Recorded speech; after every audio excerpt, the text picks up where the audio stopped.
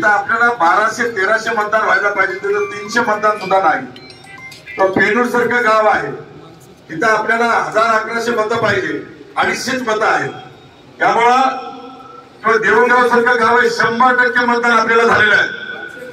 बेरळी सारखं गाव आहे 100% मतदान झालेलं आहे. सावरगाव सारखं गाव आहे. असे आपल्याला माहिती आहे. तुमच्या भावना तीव्र आहेत कारण तुम्ही रक्त आटवलंय. त्यामुळं इलेक्ट्रॉनिक मशीन मध्ये मॅनेजमेंट केलेलं आहे.